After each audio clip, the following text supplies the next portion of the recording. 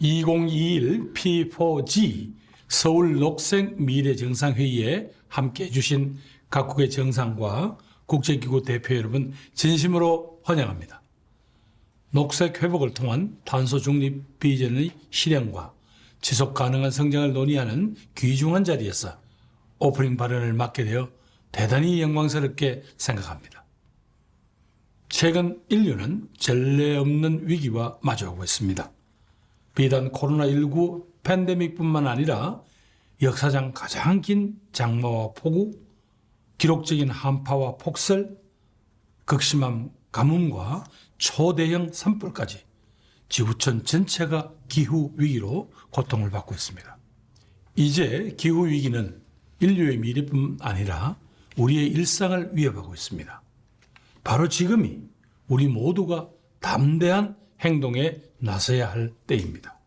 코로나19로부터의 포용적 녹색 회복, 2050 탄소 중립 달성, 기후 행동을 위한 민관 협력은 모든 국가에게 도전적인 과제입니다. 무엇보다도 한 국가나 정부의 노력만으로는 이뤄낼 수 없는 그런 목표입니다. 그러나 결코 회피하거나 미룰 수 없는 인류사적 과제이기도 합니다. 이번 코로나19 위기에서 우리 모두가 배운 것은 지구와 우리 인류 전체는 하나로 연결되어 있으며 감염병과 기후위기 등 앞으로의 과제는 전 세계가 함께 협력할 때만 해결할 수 있다는 사실입니다. 이 과제를 추진하는 과정에서 어느 누구도 소외되거나 뒤떨어지지 않도록 정부, 국제기구, 기업, 시민사회가 손을 맞잡고 함께해야 우리의 목표에 한 걸음 더 가까이 다가갈 수 있습니다. 이것이 P4G 파트너십의 핵심이고 우리 모두가 함께 모인 이유입니다.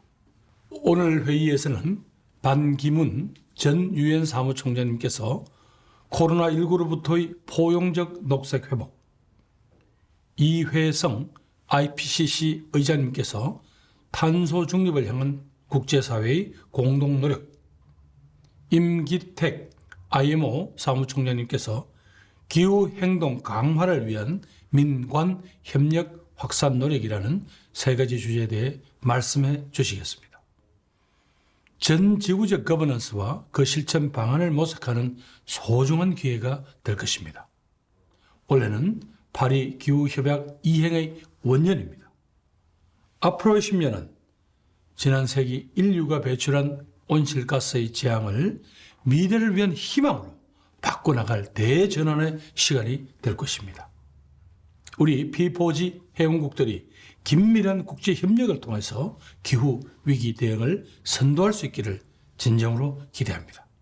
대한민국은 2021 P4G 서울 녹색미래 정상회의 개최국으로서 개발도상국의 포용적 녹색 회복과 탄소 중립 달성을 위한 국제적 연대가 더욱 굳건해지도록 아낌없이 지원하겠습니다. 감사합니다.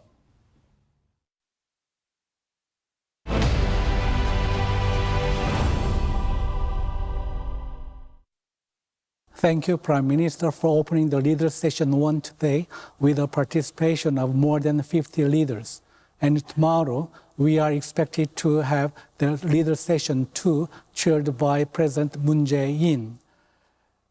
Having said that, hi everybody, as Ambassador for the Climate Change of the Republic of Korea, it is the highest honor and the greatest privilege for me to moderate today's session. Although we are unable to meet in person in the context of COVID-19, I'm so excited to be here to listen to the speeches of leaders from more than 50 countries and international organizations represented here at the 2021 P4G Seoul Summit. I'm also excited to introduce two gentlemen joining this session. Mr. Yannick Glemarek, Executive Director of the Green Climate Fund, headquartered in Songdo, Korea, and Dr. Frank Riebersman, Director General of the Global Green Growth Institute, based in Seoul, Korea. A warm welcome to both of you, and thank you for joining us. Pleasure. We all know that this summit is full of stories transcend boundaries as climate change is transnational in nature. If you can select a key word that represents the summit held here in Korea, what would be your choice? With the summit being held in Korea this year, I think I would choose Green New Deal. Korea's Green New Deal strategy to achieve its 2050 targets for carbon neutrality is exactly the type of transformational plan we need and that can serve as a model for other countries, especially the focus on public-private partnership. Green we go, Yeonchul, is the keyword I believe represents this summit and the time we live in. It appears the pandemic has, for so many more people, been a wake-up call that our economies are not sustainable, and going green is now a must. I'm sure the leaders' speeches will contain more intriguing and insightful keywords on climate. The speeches from more than 50 countries and international organizations are divided into 3 themes. And the door to each of these themes will be opened by former and the incumbent heads of international organizations.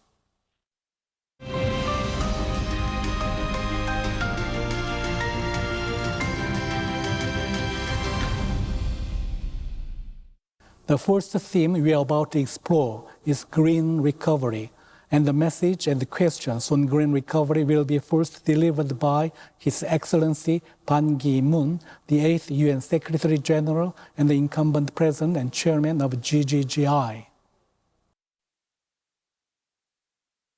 Excellencies, distinguished guests, ladies and gentlemen, I warmly welcome you all to the 2021 P4G Seoul Summit. Today, we currently face dual global challenges of an unprecedented scale, COVID-19 and climate change. These are both urgent in nature and simultaneously critical to our daily livelihoods. They are also both inherently global and, as such, require robust multilateral solidarity. In the midst of these crises, however, I do see a light illuminating our way forward. Indeed, we now have a window of opportunity to set things right. To do so, we simply must build back better by greening our recovery from the pandemic. We also need to make certain that our responses are inclusive, leaving no one behind, while we elevate sustainability in all spheres and pursue a green recovery. Scaling up inclusivity during this process is particularly important for developing countries, women, vulnerable populations, and the future generations. Investing in green industries and making the necessary green transition will not only create new jobs, but will also help our economies gain a future-oriented competitive edge and be more resilient. Perhaps most importantly, this will also construct a robust foundation for us to achieve the UN Sustainable Development Goals and implement the Paris Climate Change Agreement. Under this backdrop, I'm honored to now cordially invite you to share your views on the efforts we can make to pursue an inclusive green recovery from COVID-19 and the areas of cooperation among the international community to deliver green recovery. Thank you.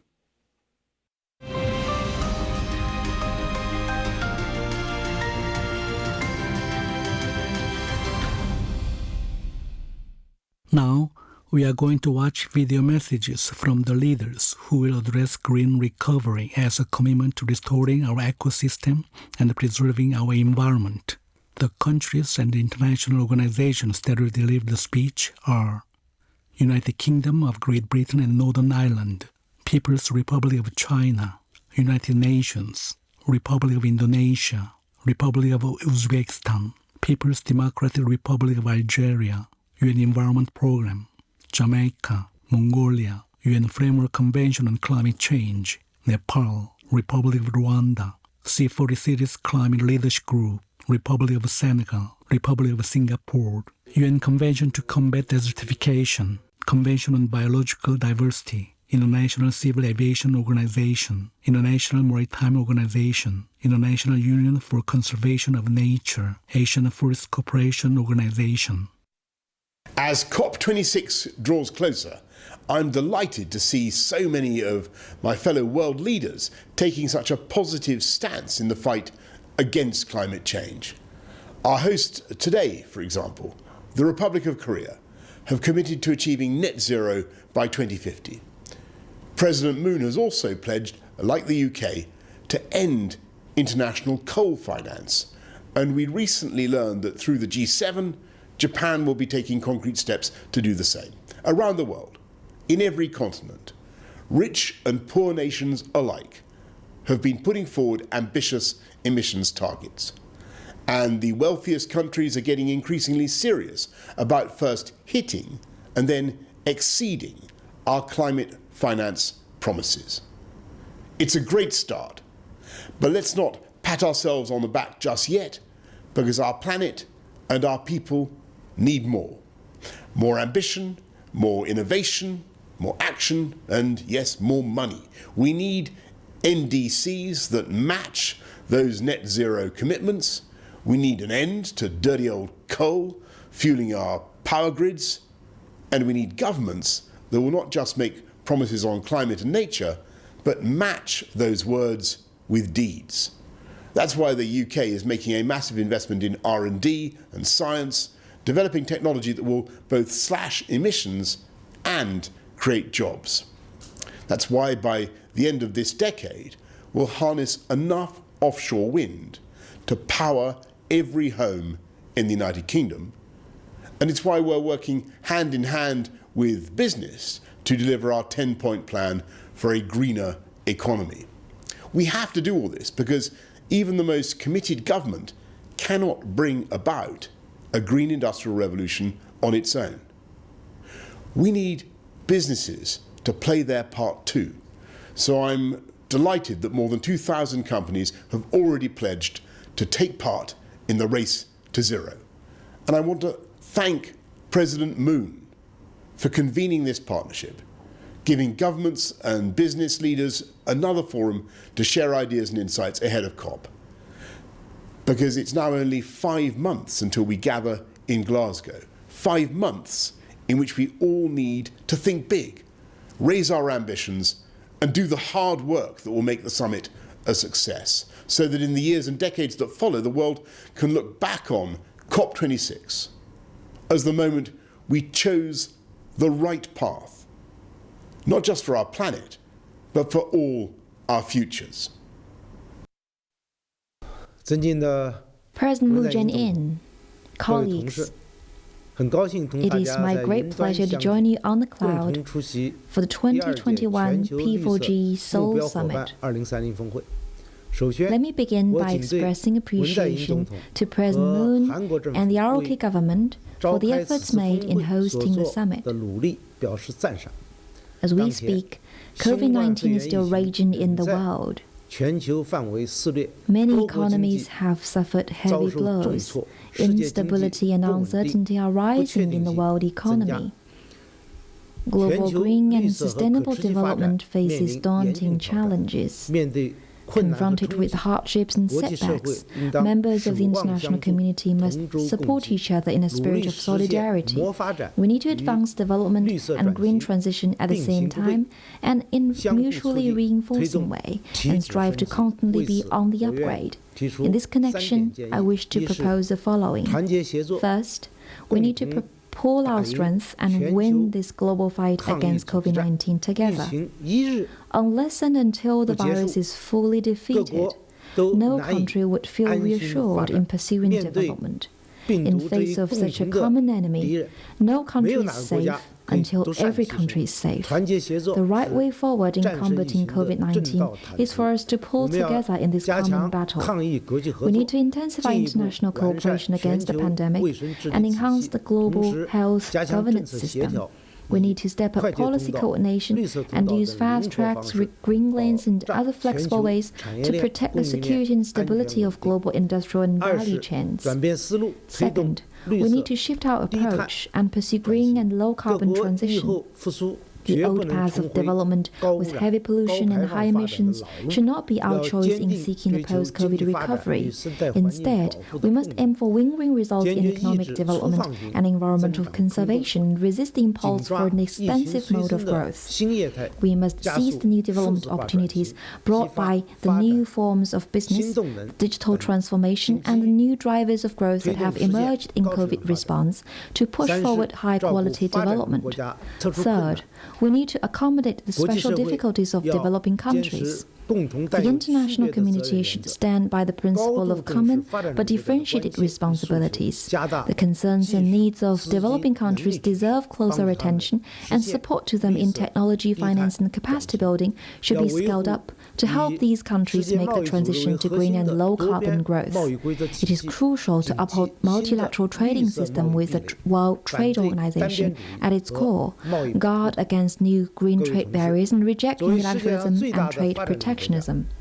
Colleagues, as the largest developing country in the world, China has opted for low-carbon and green growth as it strives to realize modernization by the middle of this century and deliver a better life for all its people. This is an endeavor that has no precedent in human history and can only become a reality with painstaking efforts. President Xi Jinping has announced that China will strive to peak carbon dioxide emissions before 2030 and achieve carbon neutrality before 2060.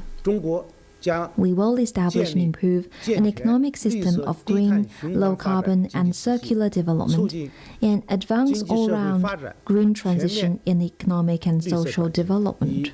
We will take lower carbon emissions as a strategic priority and seek greater synergy between carbon pollution and cutting carbon emissions. This October, China will host the 15th meeting of the Conference of Parties to the Convention on Biological Diversity. We are ready to work with all other members of the global community to take global biodiversity governance to a new level. Colleagues, whether we go green or not today could make or break our development in the future. China stands ready to work with all sides to boost a green recovery and create a better future for all humanity. Thank you.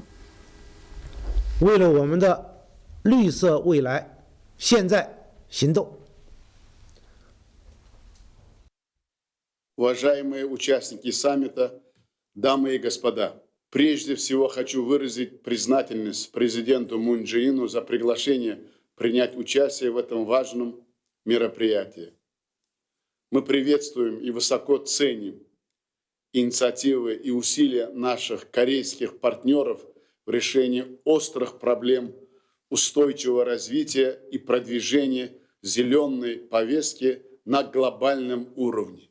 Пользуясь случаем, искренне поздравляю всех вас и особенно господина Пан Ги Муна с десятилетием Глобального института зеленого роста. Уважаемые участники, пандемия показала, насколько взаимосвязаны здоровье человека и состояние экологии, а также экономический и социальный прогресс. Мы уже не можем игнорировать сигналы, которые нам посылает сама природа. К сожалению, климатические изменения нарастают.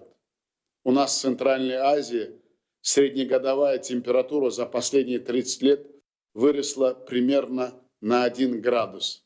Глубокое беспокойство вызывает сокращение объемов стока главных рек и биоразнообразия в нашем регионе. Усугубляется проблема парниковых газов и масштабного загрязнения атмосферы. Уже никто не сомневается, что действия стран для достижения целей зеленого развития должны быть более активными и более эффективными. Иного выхода у нас нет. В Узбекистане мы начали эту важную работу. реализуем комплексную стратегию перехода на зеленую экономику, а также программу развития возобновляемой и водородной энергетики. В рамках Парижского соглашения мы обязались сократить выбросы парниковых газов на 10% к 2030 году. Мы первыми в регионе присоединились к Глобальному институту зеленого роста и намеренно открыт его офис в Узбекистане. Отвечая на ваш вопрос, хотел бы обозначить ключевые для нас направления взаимодействия в сфере зеленого восстановления. Первое – это преодоление глобальных последствий катастрофы Аральского моря за счет активного внедрения зеленых технологий. По этому вопросу намерены активно сотрудничать с нашими партнерами, в том числе в рамках специально созданного трастового фонда ООН и на площадке P4G.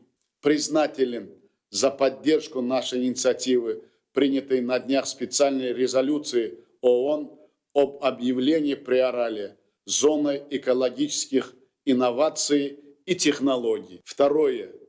Стремление к достижению углеродной нейтральности за счет развития зеленой энергетики. Мы начали реализацию крупных проектов по строительству солнечных и ветровых электростанций. Намерено в ближайшие 10 лет более чем в 3 раза увеличить долю возобновляемых источников. Кроме того, тесно сотрудничаем с соседними государствами в освоении большого гидроэнергетического потенциала нашего региона. Готовы провести в следующем году в Узбекистане международную конференцию «Зеленая энергетика для развивающихся стран». Третье.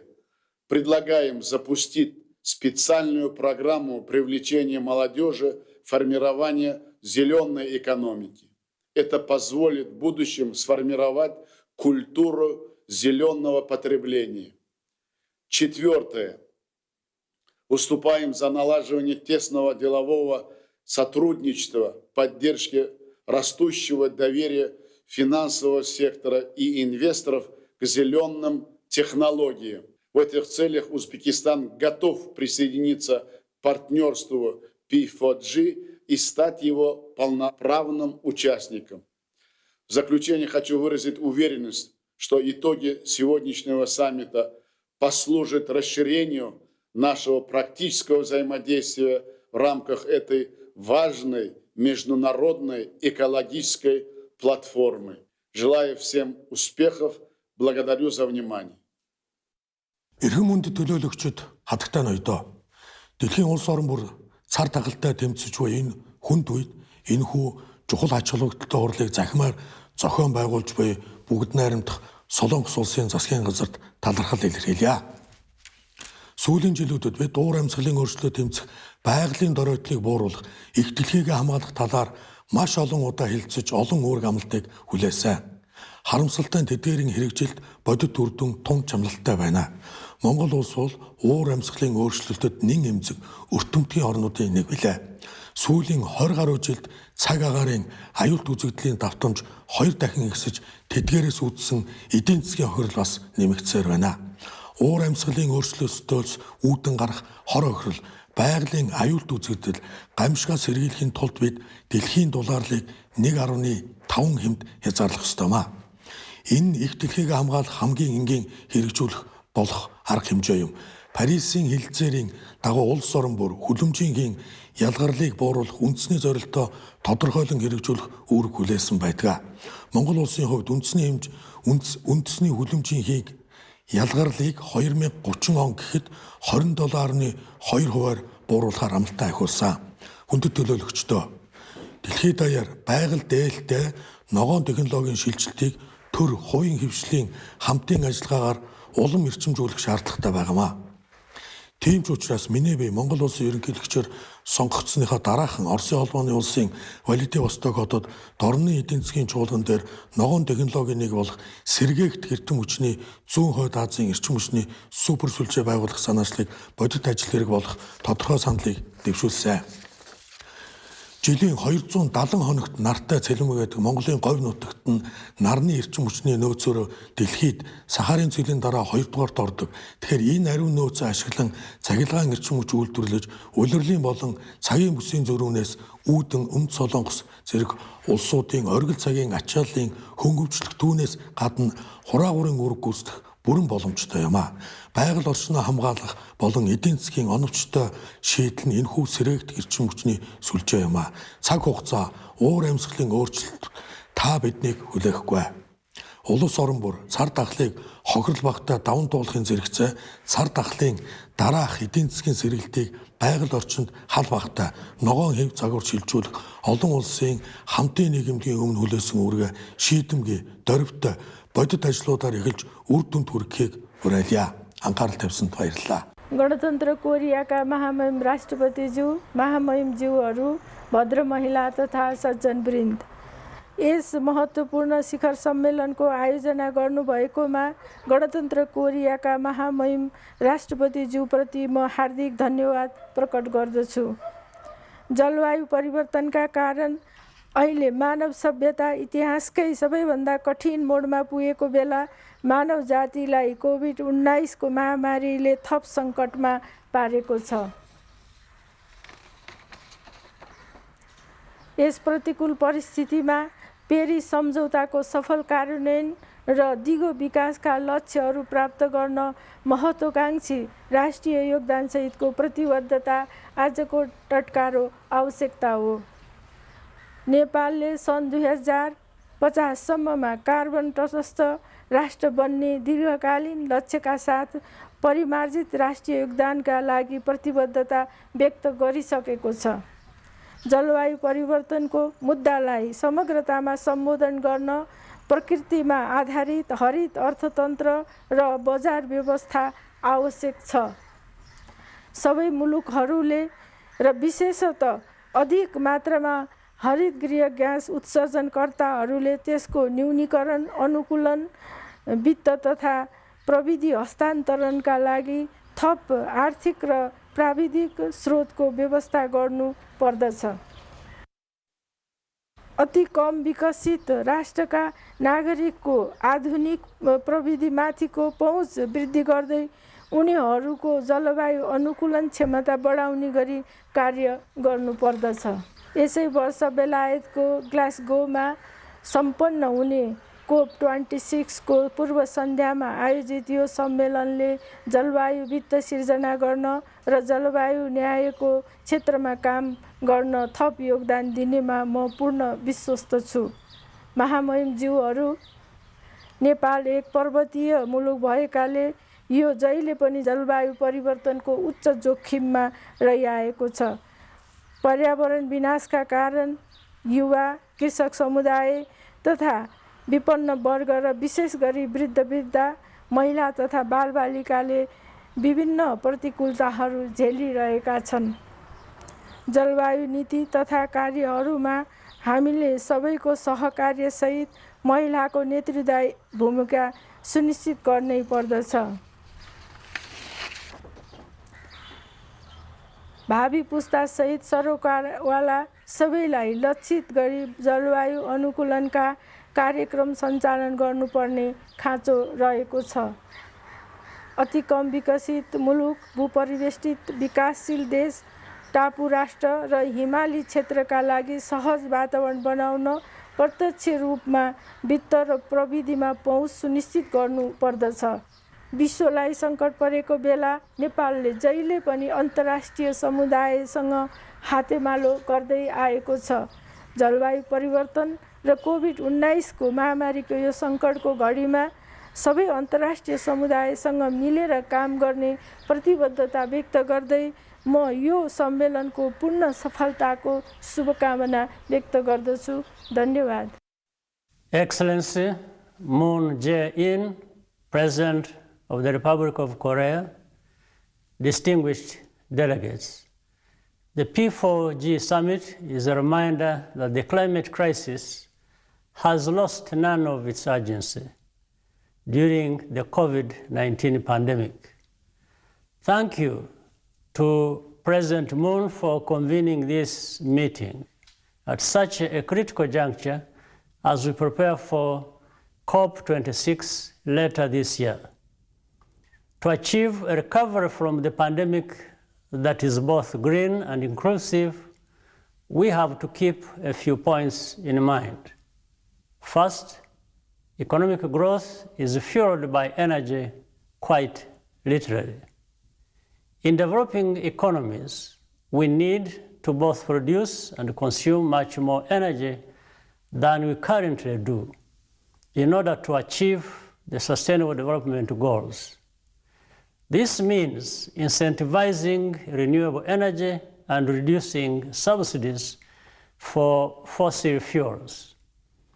In Rwanda, for example, we are beginning the transition to electric vehicles as part of our journey toward carbon neutrality.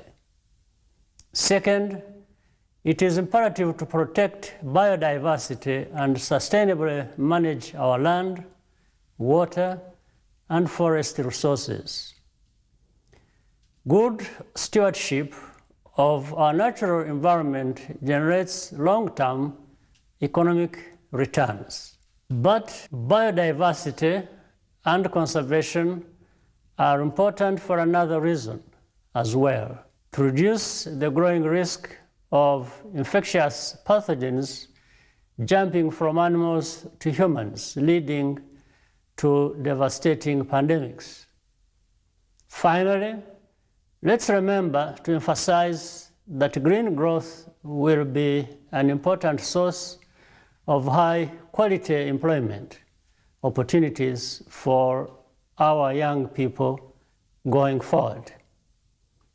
Green jobs are high-tech jobs, firmly rooted in the knowledge economy of the future. Investment in green technologies and industries in every corner of the world is therefore a key strategy for ensuring that recovery from this pandemic is more inclusive.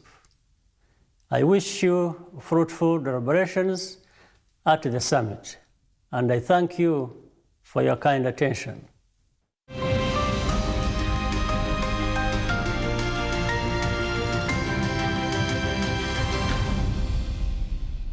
Frank and Yannick, personally, I'm so amazed to see carbon neutrality emerging as a pressing issue so quickly, capturing the minds of people. I wonder if we also find this recent development surprising. Definitely. This is one of the greatest developments and reason for hope since the signature of the Paris Agreement. Over the past 2 years, 123 countries responsible for 63% of greenhouse gas emissions have adopted or are considering net zero targets. These net zero targets have put the Paris Agreement's goal within striking distance.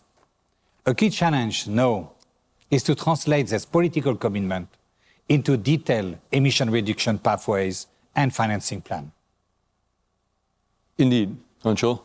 Personally, I have worked on climate change issues for some 40 years, but suddenly this has now captured the passion of many young people, particularly the school strike for climate in 2019, with young people out in the streets demanding that their governments take stronger climate action, surprised me.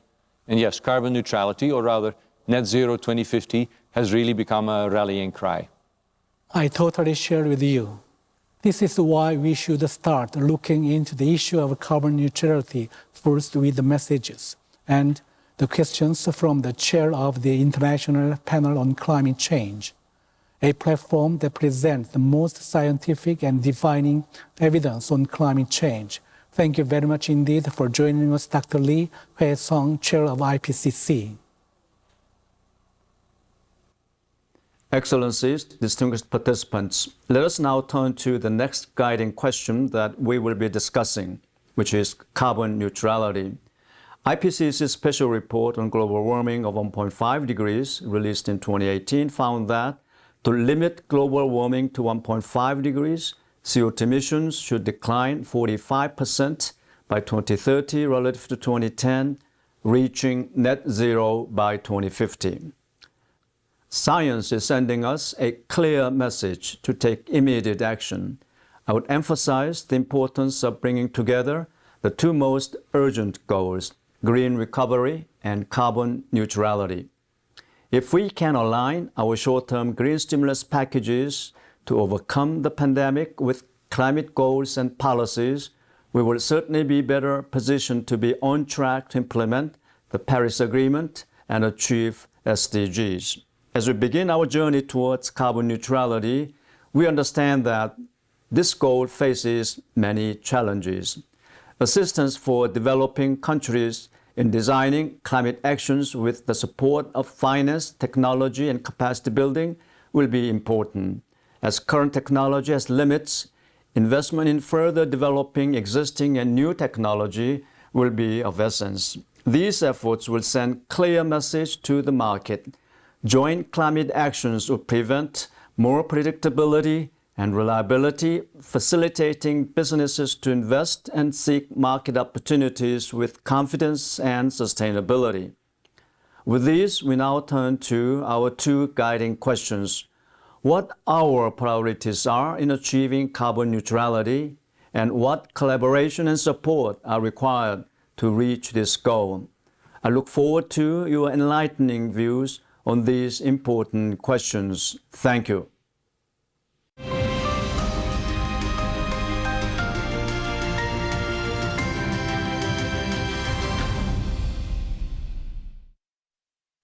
Now, we will listen to the speeches of leaders who have taken the initiative toward carbon neutrality. The countries and international organizations that will deliver the speech are European Council, Federal Democratic Republic of Ethiopia, Organization for Economic Cooperation and Development, Federal Republic of Germany, the Hashemite Kingdom of Jordan, World Economic Forum, French Republic, Argentine Republic, UN Development Program, Grand Duchy of Luxembourg, Kingdom of Bhutan, International Energy Agency, New Zealand, Burkina Faso, UN Global Compact, Canada, Japan, International Renewable Energy Agency, Global Green Growth Institute.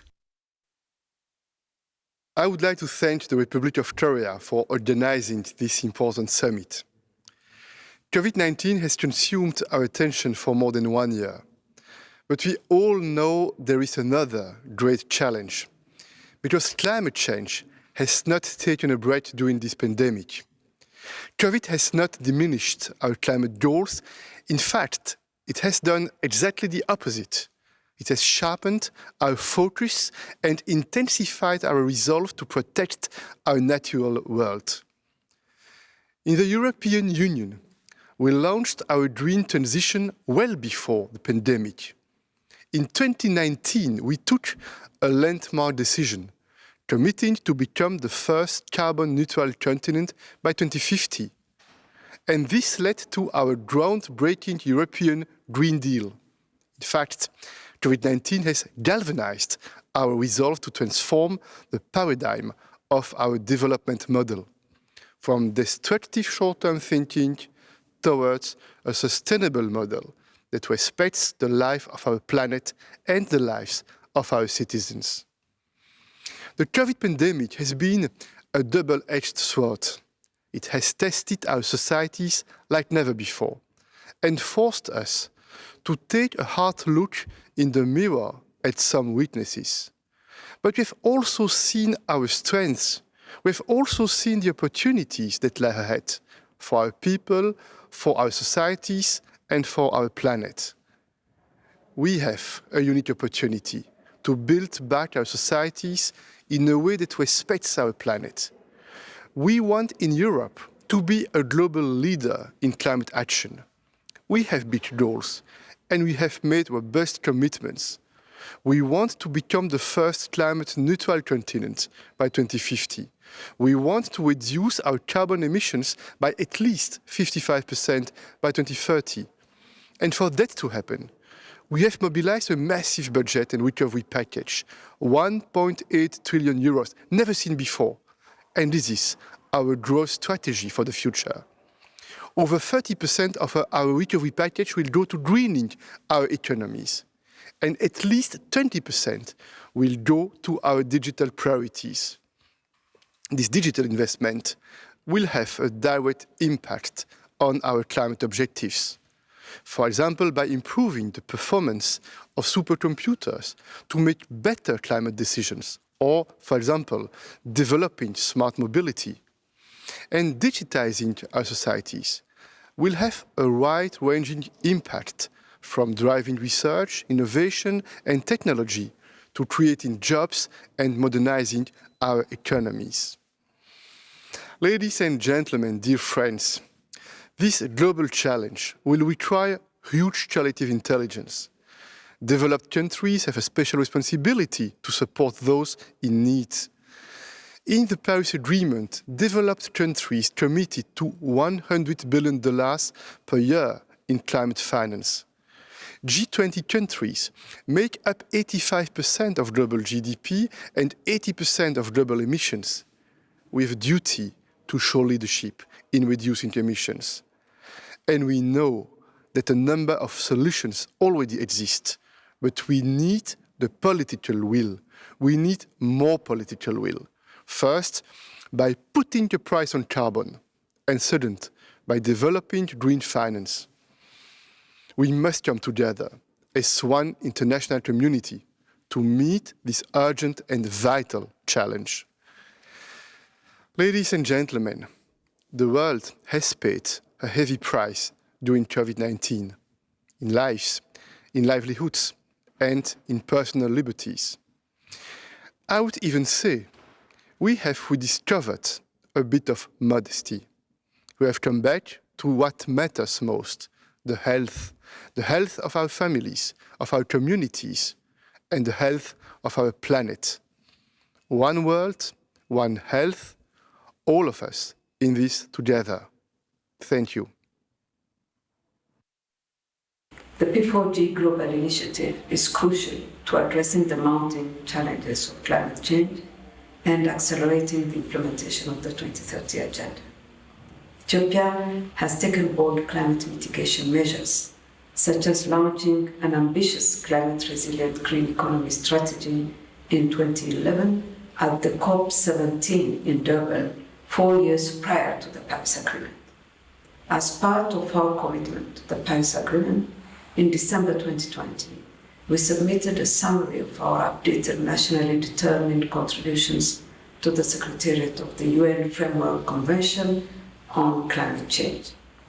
We are now fine-tuning the detailed outcomes of our NDCs to ensure we maintain our methodological robustness and inclusiveness of all concerned bodies. We are confident that the full technical report will be resubmitted in the next few weeks with actions to meet both mitigation and adaptation targets. Similarly, Ethiopia's new 10-year development plan, which runs from 2021 to 2030, is aligned with the updated NDCs and has our climate-resilient green economy strategy as one of its major pillars. We are also preparing the 2050 long-term low-emission development strategy as per the provision of the Paris Agreement, which will ensure we achieve carbon neutrality by or before 2050.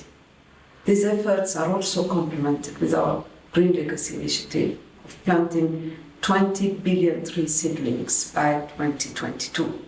Over the last 2 years alone, we have planted more than 9 billion seedlings, which has created green jobs, especially for women and youth, for seedling preparation, planting, as well as harvesting. During the next 2 years, preparations are underway to plant more than 6 billion tree seedlings, including 1 billion in neighboring countries. Ethiopia is also partnering with the Republic of Korea on piloting the Peace Forest Initiative by launching the Agroforestry for People, Peace and Prosperity in Coffee-growing regions of Ethiopia, with the aim of restoring ecosystems. The P4G Summit is being convened at a critical time when the international community should be coming together to strengthen our collective efforts to overcome the effects of the pandemic and share best practices in mitigating and adapting to the effects of climate change. Most importantly, Public-private partnerships are vital to address challenges surrounding sustainable development and help partner countries of the initiative scale up their efforts. Therefore, the summit will help us chart a course to ensure solidarity and inclusiveness. We need to increase our collective efforts to build a greener economy that is faster and better than the existing business-as-usual growth model, which is insufficient for the challenges of the 21st century. I thank you. Exzellenzen, sehr geehrte Damen und Herren, die weltweite Pandemielage ist ernst, aber der Klimawandel ist es nicht minder. Und das erfordert auch, über die Pandemie hinaus zu denken. In welcher Welt wollen wir morgen leben? Und was müssen wir heute dafür tun? Denn Tatsache ist, der Klimawandel bedroht mehr und mehr unsere Lebens- und Wirtschaftsgrundlagen.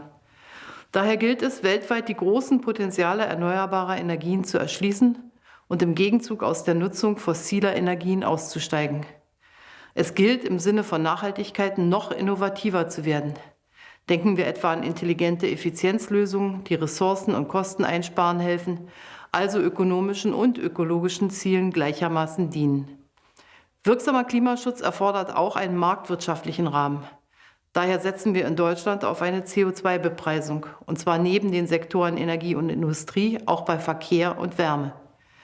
Bei allem, was wir dafür tun, um unser nationales Ziel der Klimaneutralität bereits bis 2045 zu erreichen, wissen wir, die nachhaltige Reduktion von Treibhausgasemissionen kann nur global gelingen. Deutschland hält daher seine Zusage für die internationale Klimafinanzierung ein. Und wir sind auch bereit, für ein neues Finanzierungsziel für die Zeit nach 2025 einen fairen Beitrag zu leisten. Deutschland hat zudem mit der Weltbank und weiteren Partnern die Green Recovery Initiative gegründet, um die Wirtschaftshilfen der Weltbank auf mehr Nachhaltigkeit hin auszurichten. Vor allem aber gilt es, weltweit deutlich mehr Privatkapital für Investitionen in den Klimaschutz zu mobilisieren. Gewiss, die Transformation hin zu mehr Nachhaltigkeit verlangt uns allen viel ab. Aber noch viel mehr gewinnen wir mit ihr. Wir erschließen uns Zukunft, statt sie zu verbrauchen. Daher danke ich allen, die daran mitwirken, unsere Welt resilienter und nachhaltiger zu gestalten. Nicht irgendwann, sondern jetzt. Nicht irgendwie, sondern ehrgeizig und entschlossen. Das ist das Signal, das ich mir von diesem Gipfel wünsche. Bismillahirrahmanirrahim. Dear friends, thank you for the opportunity to speak at this important summit, which comes at a critical time to galvanize governments, businesses, and civil society from across the globe into action to safeguard our planet and our shared future. For us in Jordan, the impact of climate change is a painful reality. It has unrecognizably transformed parts of our landscape and aspects of our ecosystem. Dead sea water levels have been shrinking at an average rate of 1 meter per year.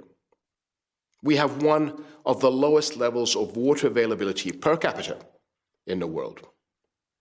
Diminishing aquifers and low rain accumulation are pressing concerns as we continue to share the little water we have with millions of refugees. Fully aware of the existential magnitude of climate change, Jordan has recently launched a national green growth action plan focused on green recovery from COVID-19, with measures to upscale energy efficiency, strengthen our resilience, and adaptation in water and agriculture, and mainstream climate change in our local development planning. Jordan has made strides adopting climate-smart public-private partnership frameworks, and we are party to key international environmental agreements, including the Paris Agreement, the Montreal Protocol, and the Rio Conventions. However, these agreements mean nothing without tangible progress in implementation to advance environmental stewardship for future generations and provide international support for nations on the front lines of climate change. An investment's success should no longer be measured merely through financial gain. Its environmental benefits and sustainability must be key. My friends, the threat of climate change is not the problem of one country or region alone. A drought in California, a flood in Kenya, or a wildfire in Australia. They all reverberate across the planet to threaten our very existence. God says in the Quran, the earth, God placed it for all creatures. It is our collective responsibility to make sure it stays that way. A sustainable, vibrant home for all. Annyeonghasimnika. Mesdames et messieurs, les chefs d'État et de gouvernement, Monsieur le Président Moon, cher ami, la communauté scientifique nous alerte de façon de plus en plus précise chaque année sur le fait que si nous voulons donner une chance de survie à nos écosystèmes et aux générations qui nous succéderont, nous devons enrayer la crise climatique qui s'emballe. La première exigence est de relever notre propre ambition climatique pour 2030 et sa traduction immédiate en actes. La France, l'Union européenne, de nombreux autres pays se sont en effet engagés à la neutralité carbone à échéance 2050. Ce cap est essentiel, c'est notre référence, ce qui permettra de changer nos systèmes en profondeur avec justement suffisamment de temps, mais il n'a de sens que s'il est accompagné d'un véritable plan d'action pour y parvenir et d'un cap à plus court terme. C'est ce plan que l'Union européenne a mis sur la table, avec l'objectif de réduction des émissions de 55% en 2030 par rapport à 1990, et le fameux Green Deal pour lui donner corps. Ce plan ambitieux sera précisé, décliné d'ici la COP. Au-delà des nouvelles technologies, l'évolution de nos modèles de production et de consommation, en particulier pour nous libérer de notre dépendance aux énergies fossiles, nécessite de donner un prix au carbone. Nous en sommes encore très loin. Moins d'un quart des émissions mondiales ont un coût. C'est la raison pour laquelle nous devons élargir le périmètre du marché carbone, notamment au secteur maritime. C'est aussi pourquoi nous travaillons à la mise en place d'un mécanisme d'ajustement carbone aux frontières. Il permettra de préserver l'efficacité de notre propre politique climatique et d'assurer l'équité pour nos entreprises et nos travailleurs, et d'inciter chacun à converger vers un modèle de plus en plus ambitieux. C'est une question de cohérence. La seconde exigence, c'est l'intégrité et la transparence. Il est temps en effet de définir clairement et précisément ce qu'est un investissement compatible avec l'accord de Paris. C'est l'objectif de l'Union européenne là aussi. C'est ce même esprit d'intégrité environnementale qui doit guider les efforts pour mobiliser les entreprises comme les investisseurs autour de la COP. C'est l'enjeu de la Task Force on Climate-Related Financial Disclosure, TCFD, que toutes les entreprises françaises du CAC 40 ont désormais rejoint et que j'appelle à élargir et approfondir. La troisième exigence, c'est que cette transition doit être juste et solidaire. En effet, la transition doit être juste et solidaire dans chacun de nos pays pour permettre aussi bien aux familles, à nos citoyennes et nos citoyens qu'aux entreprises de faire ce chemin et qu'il soit progressivement rentable, mais que les plus fragiles ne soient pas laissés sur le bord. Mais elle doit aussi être solidaire au niveau international. Le changement climatique aura en effet un impact violent sur les pays les plus vulnérables, dans une injustice absolument confondante, puisqu'ils sont les victimes des pollutions passées et des modèles de développement des pays déjà riches. Ils ont eux-mêmes à s'adapter et sont les premiers à vivre les conséquences bien souvent de nos erreurs d'hier. C'est la raison pour laquelle nous avons organisé le sommet du 18 mai sur le financement durable des économies africaines. Parce que l'Afrique ne peut pas être piégée dans la trappe de l'économie fossile alors que le reste du monde serait passé dans l'ère de l'économie décarbonée. Elle doit retrouver les moyens de financer ces transitions, le déploiement à grande échelle des énergies renouvelables. Chers collègues, ce sommet est un moment décisif si nous voulons être au rendez-vous du grand défi de notre siècle. J'en suis intimement convaincu.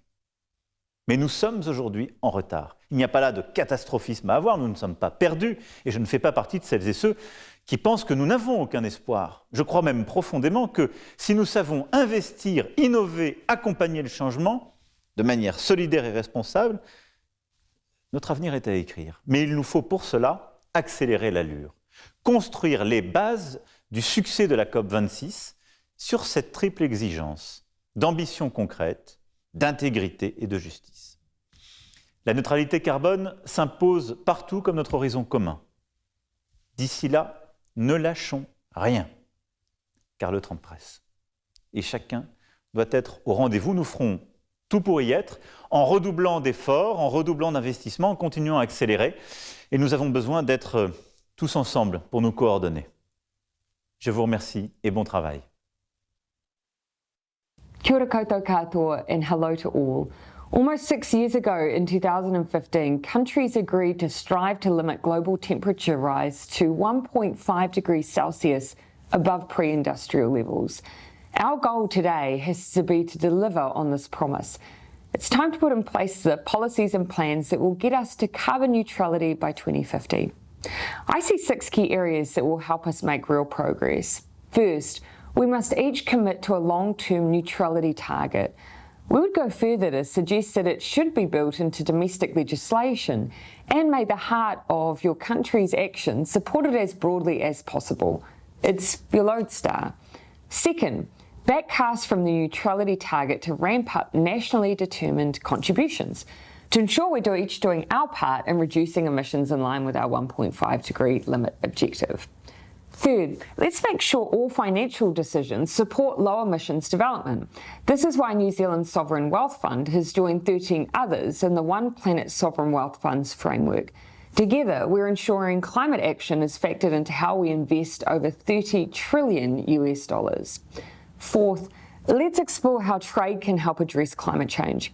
New Zealand and 5 other countries are making trade, climate change and sustainable development mutually reinforcing by negotiating the Agreement for Climate Change, Trade and Sustainability. We can also use trade rules to end fossil fuel subsidies. We would welcome your support to put fossil fuel subsidies firmly on the WTO's long-term agenda through a renewed WTO ministerial statement in November. In tandem, New Zealand's hosting of APEC 21 is also driving fossil fuel subsidy reform. Fifth, New Zealand is dedicated to innovation for reducing agricultural emissions. In a world first, we will be pricing agricultural emissions, and we're collaborating with over 50 countries through the Global Research Alliance to share research and best practice to manage emissions and support food security. Finally, we need easily accessible climate finance. Our Pacific neighbours have identified climate change as the single biggest threat to their livelihoods, security and well-being. We must do more to help countries take climate action and adapt to the impacts of climate change. Effective global action on climate change needs us to work together, to share technology, resources and tools that limit global warming. Ma whiro, ma pango, ka oti ai te mahi. If everyone does their part, the work will be done.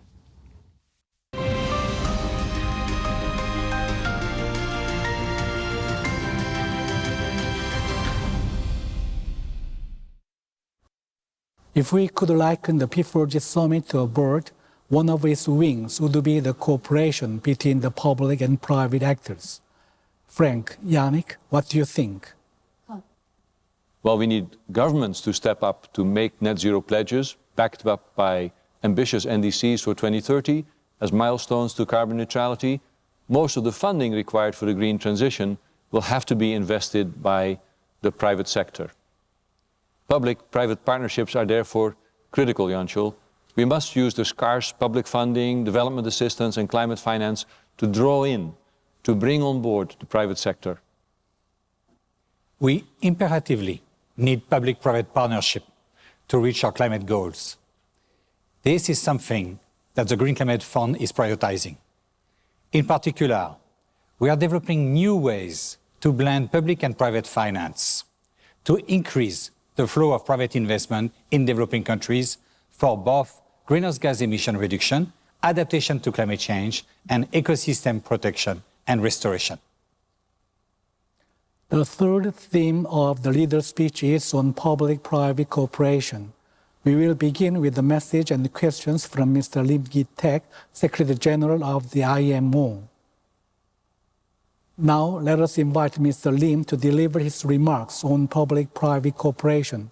Secretary General Lim, the floor is yours. Excellencies, distinguished participants, ladies and gentlemen. Our final theme is on partnerships.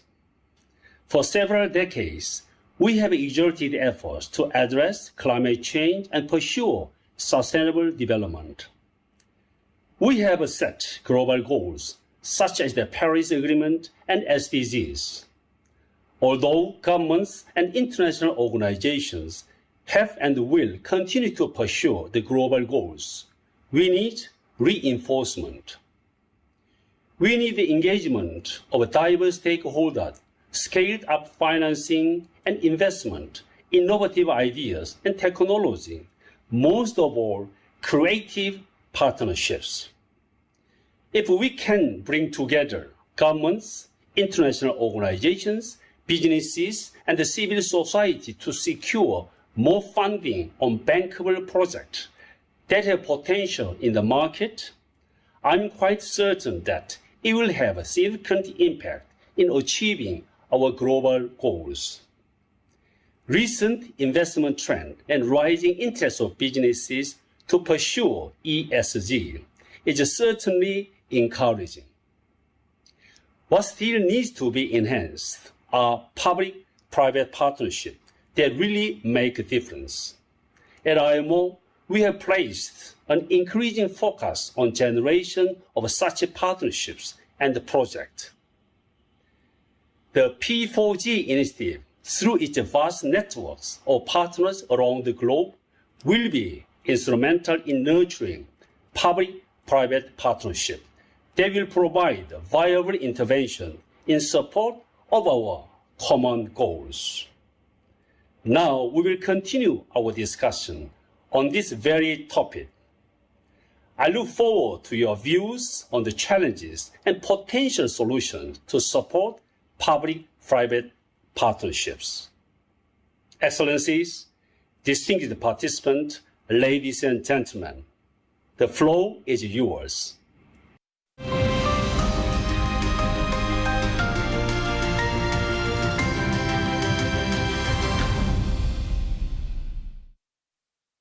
The efforts of countries to promote public-private cooperation would be indeed vital. The third theme, public-private partnership, is to be addressed by the following countries and international organizations: Kingdom of Belgium, Republic of Chile, Kingdom of Norway, People's Republic of Bangladesh, Kingdom of Spain, Kingdom of Sweden, Republic of El Salvador, Republic of Finland, Republic of Fiji, United Mexican States, Green Climate Fund, World Resources Institute, Pakistan.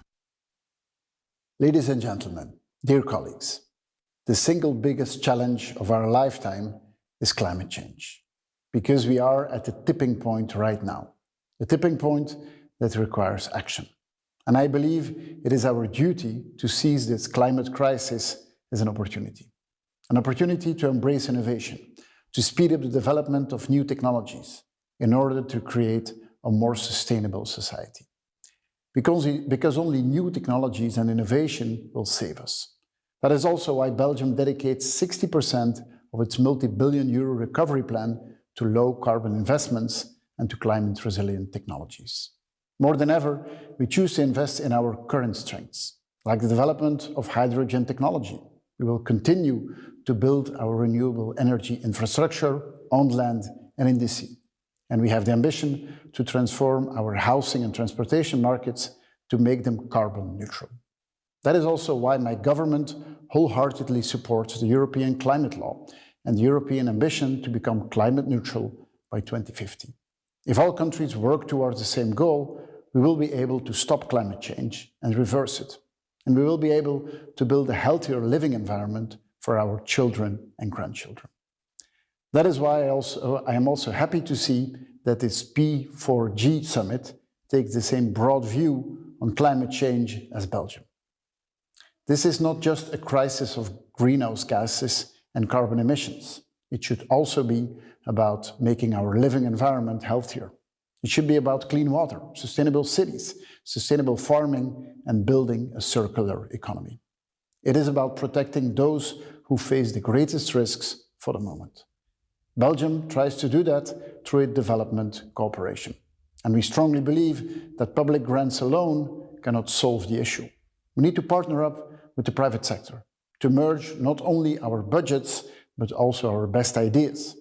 If private companies and the public sector work together, we can pick up the pace and scale up the size of our efforts. That's the way forward.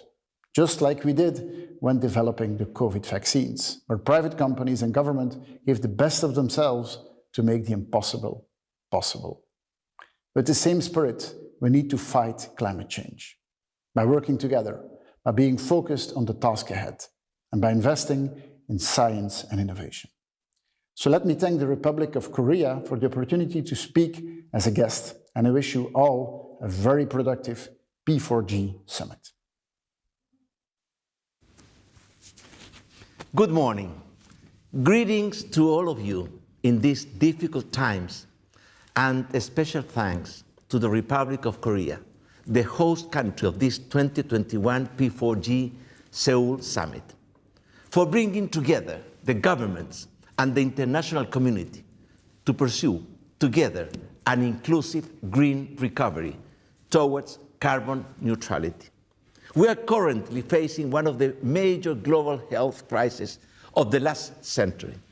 The coronavirus pandemic has not only meant the tragic loss of more than 3 million lives across the planet, it has also caused huge pressures to our health systems, a global economic crisis, the destruction of jobs and businesses, and a threat to investment, to our economies, and to our future.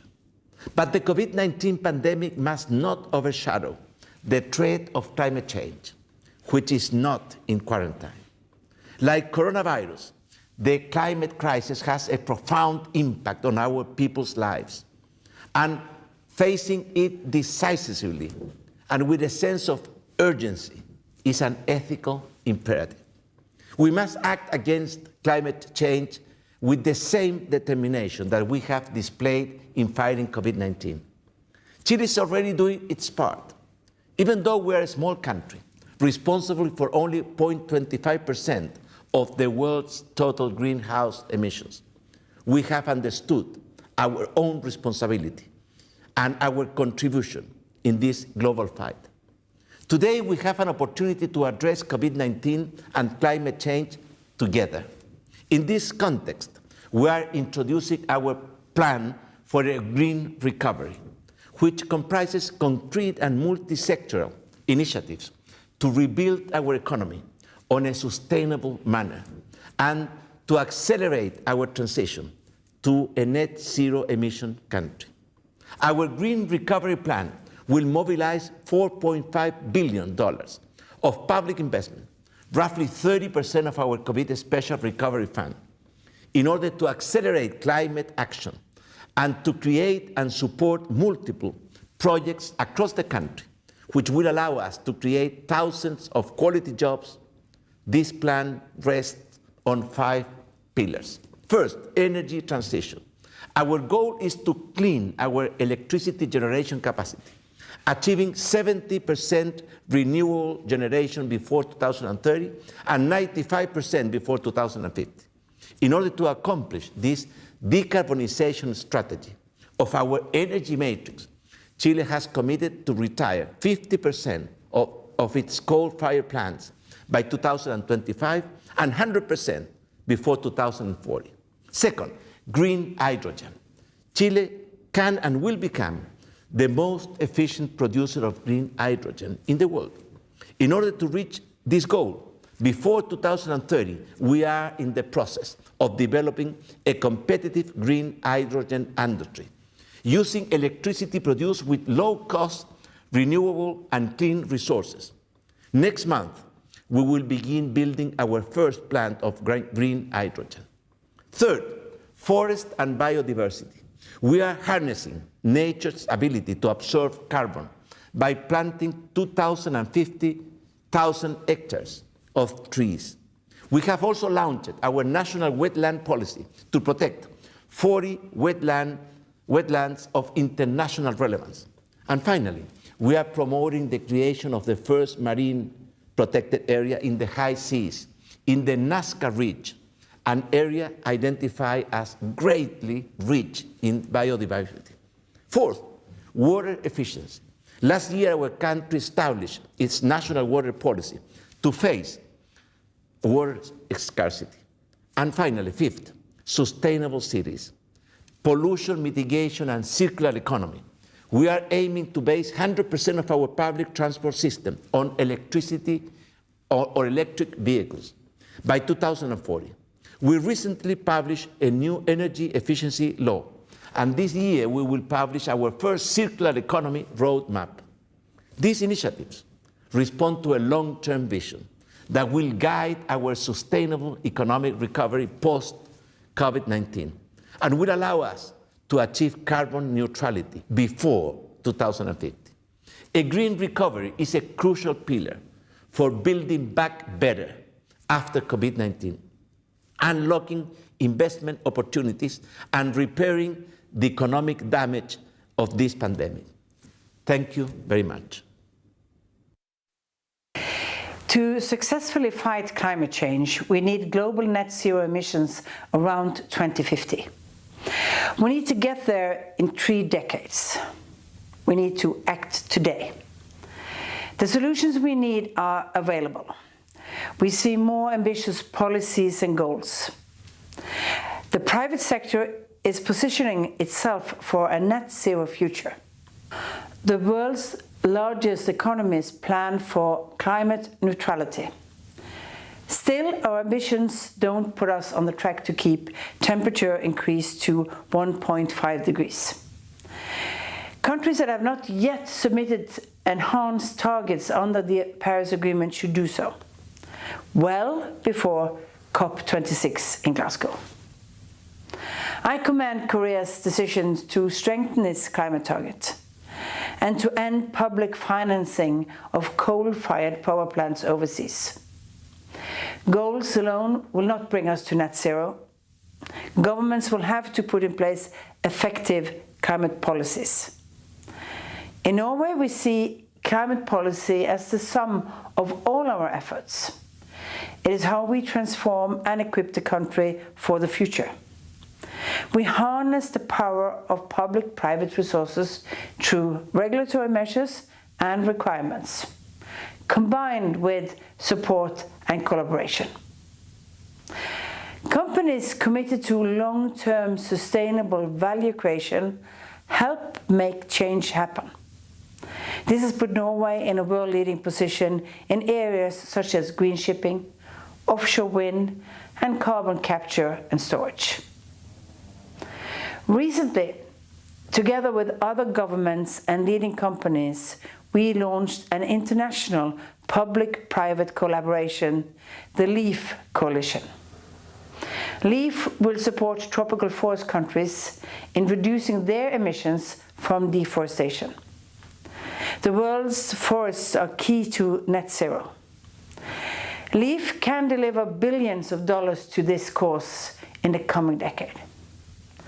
The participants are paying for reduced emissions from deforestation, in addition to cutting own emissions. We have seen countries and companies step up their climate ambitions to meet a net zero future. Now it's the time to turn these ambitions into action. Bismillahirrahmanirrahim. Excellencies, ladies and gentlemen, Assalamu alaikum.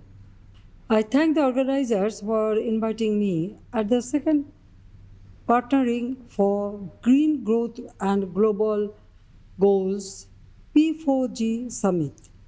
Despite the ongoing COVID-19 pandemic with its many challenges, we have the opportunity to build back better through inclusive green recovery and green growth. Water, an area of work for P4G, is one of the most valuable assets of Bangladesh. So, we have adopted a 100-year sustainable development plan named Delta Plan 2100 that focuses on efficient use and preservation of water. Bangladesh is the first LDC to establish a climate change trust fund with its own resources. Every year we spend about $5 billion on climate adaptation and mitigation measures. Bangladesh, a member of the P4G, pursues a low carbon development path. Our National Solar Energy Action Plan 2021-2041 predicts a generation of up to 40 gigawatt of renewable energy by 2041. Bangladesh, the second largest exporter of ready-made garments, is exploring efficient options of circular fashion and textiles as part of overall circular economy. As the chair of the Climate Vulnerable Forum CBF and the host of the South Asian Office of Global Center on Adaptation, Bangladesh's key focus is to uphold the interests of the climate vulnerable countries and promote locally led adaptation solutions. I would like to conclude putting forward a few suggestions. Number one, P4G needs to campaign more about its action-oriented approach, engaging more financiers, innovators, policymakers, and creative entrepreneurs in the 5 P4G focus areas and share the best practices. Number two, for achieving green growth and global goals 2030, in addition to whole of society approach, a whole of world attitude is needed. And number three, we, the participating leaders in the P4G summit, need to work more closely towards a greener future for our next generation. I thank you all. I would like to thank President Moon for organizing this P4G summit, another milestone on our path to the COP26 summit in Glasgow later this year. Together, state and non-state actors must seize this one-in-a-generation opportunity to change gears towards a climate-proof future. Spain has decided to rise to the challenge, putting ecological transition at the core of its policymaking. Allow me to share with you three messages. First, we must rise the level of ambition. Commitments to climate neutrality by 2050 should be the new normal. And for this to happen, we must convince ourselves that this is a path full of opportunities. Investing in energy transition technologies can create close to 3 times more jobs than doing so in fossil fuels. In Spain, the National Energy and Climate Plan estimates that more than 230 billion euros will be mobilized over the next decade, creating between 250,000 and 350,000 jobs. Furthermore, our new COVID recovery plan will mobilize up to 140 billion euros over the next 6 years. And nearly 40% of those funds will be allocated to ecological transition-related investments. Second, strong regulatory frameworks must secure our climate ambition. This is why we have just approved our Climate Change and Energy Transition Bill, which enshrines into law the objective of climate neutrality by 2050. And third, the climate transition must be fair and inclusive. The Spanish Just Transition Strategy ensures that the ecological transition of our economy leaves no one behind. Through channeling investments and supporting innovative industrial projects, we can create green jobs and opportunities in those areas where decarbonization is taking a bigger toll. Collaboration among actors is the only way forward. Let me share a brilliant example with you. The Smart Green project, led by LG Electronics Spain, is planning to plant 47 million trees a year in our country thanks to a close partnership with local authorities, schools, and elderly homes. Dear friends, initiatives such as this P4G summit and its Seoul declaration that bring together businesses, government, and civil society organizations are key to finding together the strategies and tools we need to overcome what has been defined as the existential threat of our time. The time to act is now. The way to do it is together. Thank you. Dear President Moon, Excellencies, ladies and gentlemen, we all know that we are at a crossroads in climate policy. We also know what needs to be done. We must move from ambitious commitments to ambitious action. Earlier this year, the Adaptation Summit and the President Biden's Leaders Summit on climate showed that we are heading towards the right direction. Finland aims to be the first welfare state to become climate neutral in 2035. The European Union is making its 2030 and 2050 targets legally binding. Our host, the Republic of Korea, has shown climate leadership, not least in announcing to end coal financing in third countries. More is still needed from all of us. We need ambitious, nationally determined contributions before Glasgow. Governments also need to work more closely with business and civil society.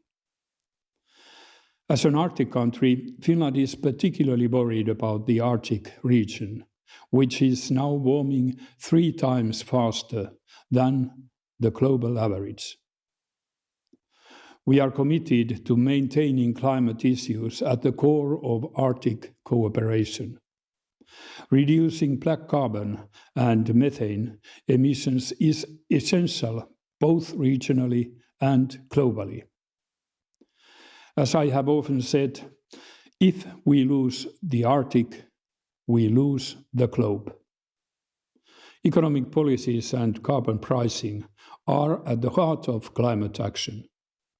I want to stress the importance of the Coalition of Finance Ministers for Climate Action, co-chaired by Finland and Indonesia.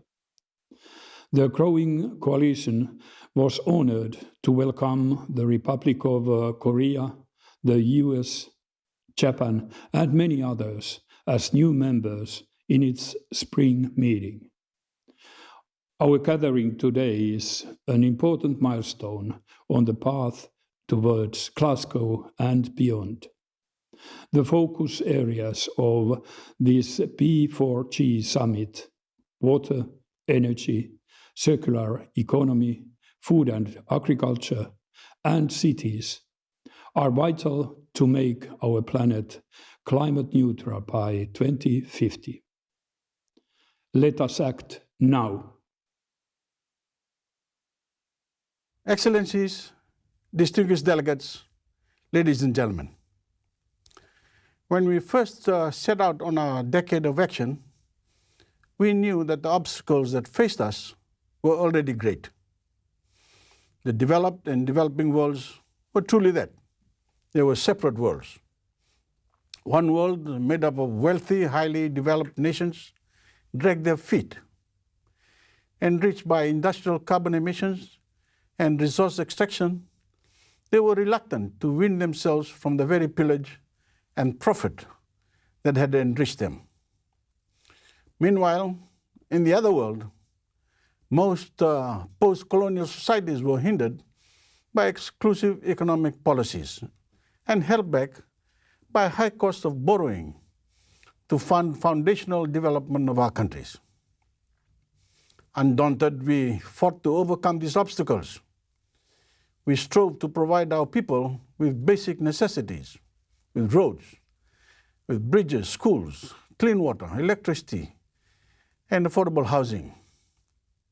We worked to lay the groundwork for the type of economic growth and prosperity boasted by our richer neighbors. But time and time again, we watch helplessly as the hard-fought progress we achieve is destroyed by a changing climate. We can ignite flames of hope and progress, but in the blink of an eye, that light can be extinguished. Then as we reeled from one crisis, we were dealt with another. As COVID-19 swept across the globe over the past year, our 2 worlds have been left feeling a universe apart. Vaccines, rather than serving as a political healer, have been weaponized as diplomatic leverage. More privileged, richer nations are reopening their economies and regaining normalcy. as developing ones are left without equitable access to vaccines while we contend with new waves and more contagious variants.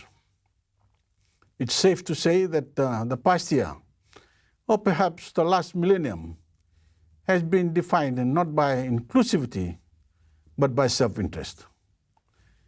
While the global recovery from COVID-19 presents an immense challenge, it also poses an immense opportunity. An opportunity to finally bridge the divide that has only been deepened by climate change and contagion. The funding of green job creation, the transition to net zero shipping fleets, the establishment of clean energy production, the mass expansion of carbon sinks, the cultivation of climate-conscious industries like fishing and agriculture, and perhaps most importantly, the exchange of debts for the deliverance of green and bluer development. And I encourage all leaders and climate champions at this year's P4G summit to challenge yourself and challenge each other, not to allow us to fall back to the status quo. Thank you.